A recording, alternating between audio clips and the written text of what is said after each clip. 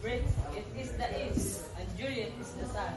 O Romeo, Romeo, wherefore art thou Romeo? Deny thy father, and refuse thy name. I shall, I Hermon, I shall speak at this. This, but thy name, that is my enemy. What's in a name, that which we call a rose by any other name, would smell as sweet. I pick thee at there, twenty but up, and I knew baptized.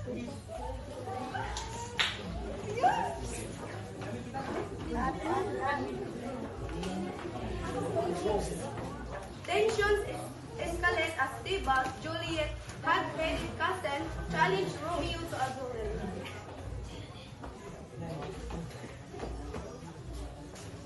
Romeo, toward the villain, pervert to them and they hollow.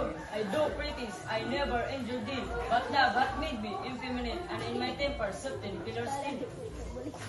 Tybalt, you fight like a quarrelsome cat. I make you dance to the sound of my blade. Mercutio, let us not give in to senseless violence. We must go away to true peace. Hold, Tybalt, Mercutio. This war has gone too far. Verona will not be spread with more blood.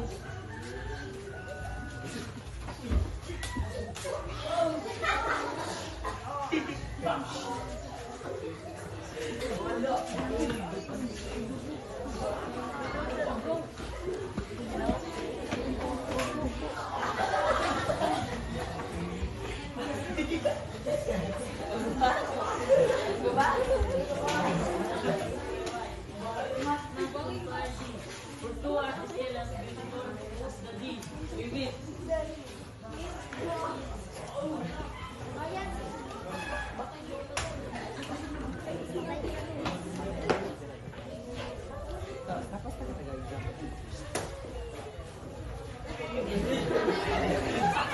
Romeo, is it truly you? I was learning to live without you.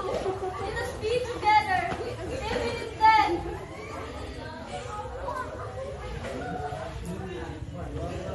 My dear Juliet, this is not the end. Let us go and find solace in a world that still holds hope. Stop, Juliet! Stop!